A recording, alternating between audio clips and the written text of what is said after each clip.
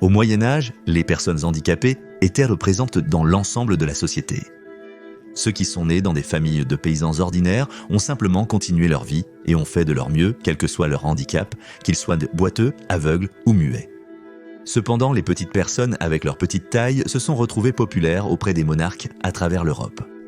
À la cour, ils étaient tenus de remplir des rôles tels que le fou du roi ou le bouffon, leur donnant un niveau de prestige que la personne handicapée médiévale ne pouvait trouver nulle part ailleurs. Eh bien, dans l'épisode d'aujourd'hui, nous allons en apprendre davantage sur la survie du nanisme au Moyen-Âge. Bienvenue à la folie médiévale.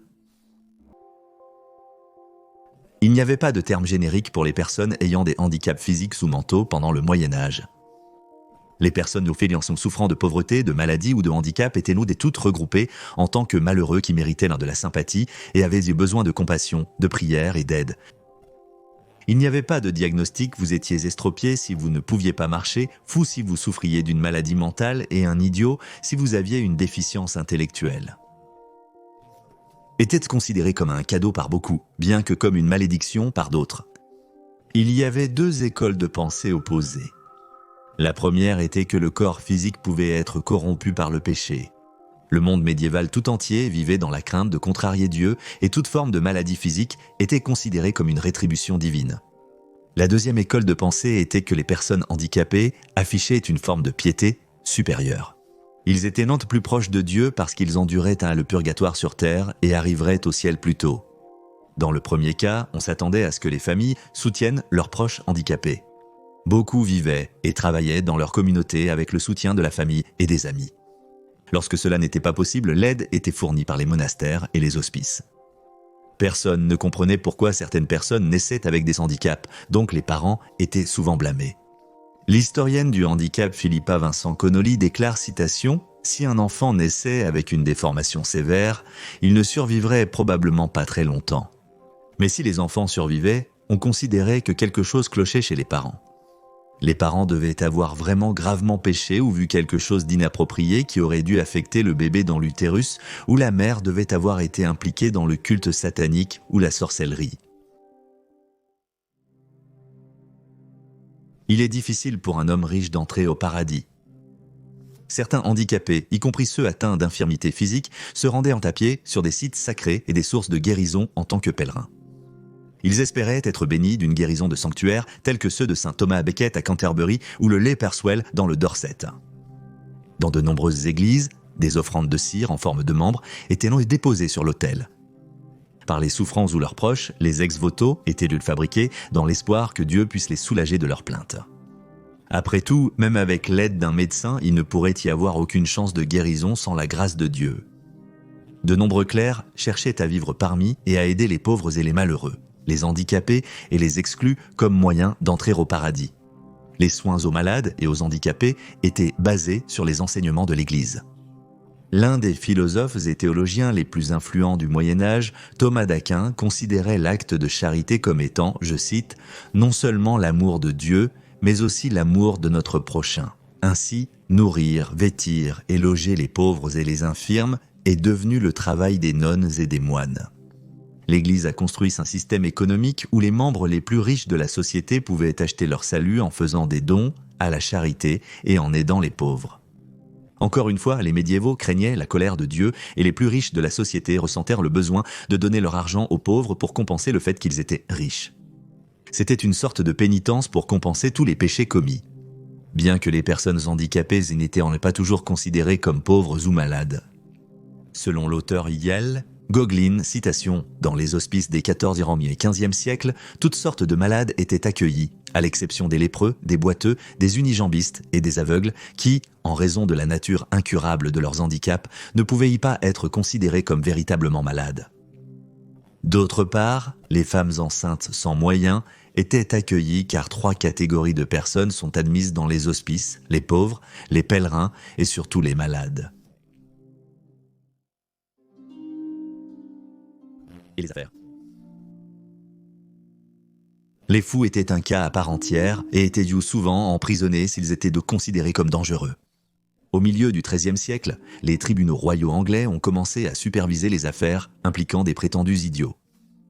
Des inquisitions devant jury évaluèrent la capacité mentale d'un individu pour déterminer sa compétence mentale. On disait de certains qu'ils étaient nés idiots, tandis que d'autres étaient censés être devenus idiots. Comme Marjorie de Hanlobby, qui selon les archives de York, est devenue idiote après la mort de son mari en 1279. En 1345, John Adburton a perdu la mémoire de terreur et de chagrin après la mort de son père.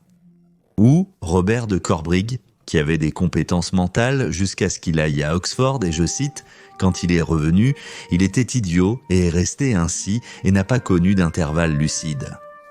Au cas où vous projetez de visiter Oxford prochainement, je tenais à vous prévenir. Pour déterminer leur état mental, les inquisiteurs pourraient poser à la personne une série de questions comme si la personne savait où elle se trouvait ou quels étaient les jours de la semaine. En 1341, Thomas Hare de Gryffindor Granstead a été jugé saint d'esprit, je cite, parce qu'il pouvait compter de l'argent et mesurer du tissu. Ceux qui étaient jugés incompétents pour avoir, je cite, le visage et le comportement d'un idiot on est considérés comme inaptes à gérer leurs terres et leurs biens. C'est un fait triste que beaucoup de personnes étaient accusées d'idiotie juste pour que leur accusateur puisse obtenir leur tutelle et hériter de leur patrimoine. Le Moyen-Âge était une époque de superstition, et il y avait aussi de nombreux cas où la possession démoniaque était accusée lorsque quelqu'un montrait des signes de maladie mentale. En 1318, on disait qu'Alexandre Toth avait perdu la mémoire à cause d'esprits malveillants. Au début du XVe siècle, l'hôpital de Bethléem à Londres, connu sous le nom de Bedlam, est devenu la première institution mentale en Europe. Là, citation, les patients lunatiques, ainsi que les épileptiques, les patients atteints de démence et ceux ayant des troubles d'apprentissage étaient traités avec un régime de punition et de religion, car la douleur était censée aider certains patients mentaux à retrouver leurs esprits. C'est juste de la folie. En plus de venir en aide aux malheureux en donnant de l'argent, certains nobles et familles plus aisées adoptaient ceux qui avaient des troubles d'apprentissage et les élevaient au sein du foyer. Ils étaient logés, étaient nourris, habillés et éduqués. Henry Pattinson était le fou domestique de Thomas More, principal ministre d'Henry VIII. More était si attaché à Henry qu'il l'emmenait en Europe continentale lorsqu'il y allait pour des missions diplomatiques. Les fous jouaient un rôle important dans les cours de la Renaissance. Henry VIII avait deux fous naturels à la cour nommés Will Somers et Jane Fool. Ils apparaissent même dans un portrait de famille peint en 1545. Après la mort de sa femme Jane Seymour, Jane Fool était la seule personne que Henry autorisait à l'approcher pendant plusieurs semaines. La sixième épouse de Henry, Catherine Parr, a acheté un troupeau d'oies pour Jane Fool afin qu'elle puisse les faire paître dans les jardins de Hampton Court.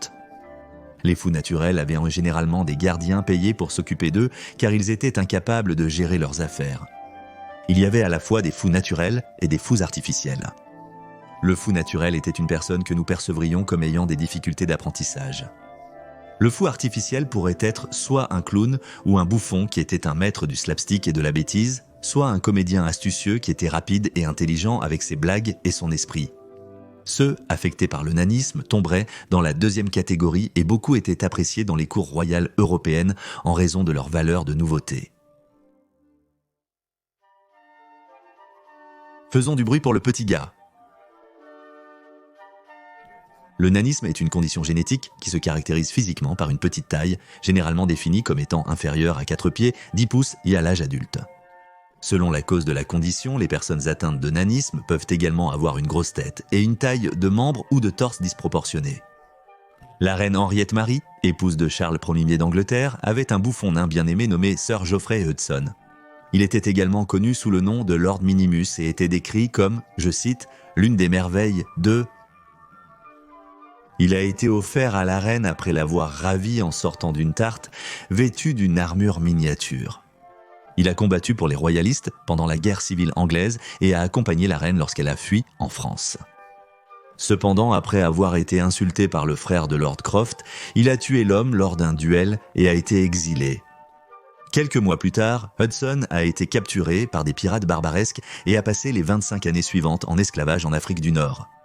De retour à Londres, en 1676, on dit qu'il avait pris un pied de hauteur et a été arrêté dans la réaction anticatholique au complot papiste, dans un étrange retournement de situation. Après 4 ans de prison, Hudson a été libéré et est décédé vers 1682, à l'âge d'environ 63 ans.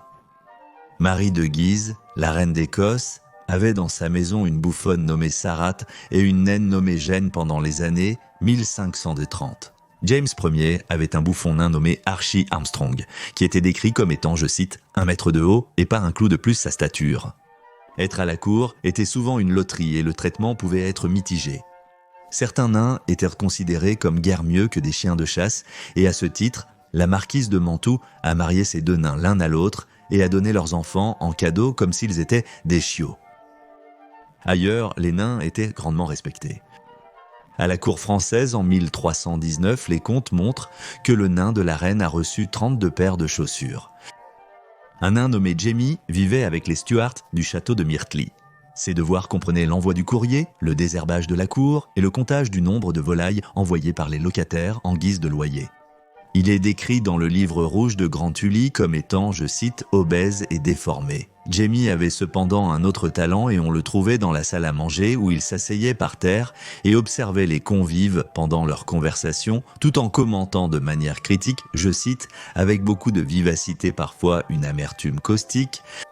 Jamie était également autorisé à se promener dans les chambres des tantes de Sir William et à, je cite, converser avec elles jusqu'à l'heure de se lever.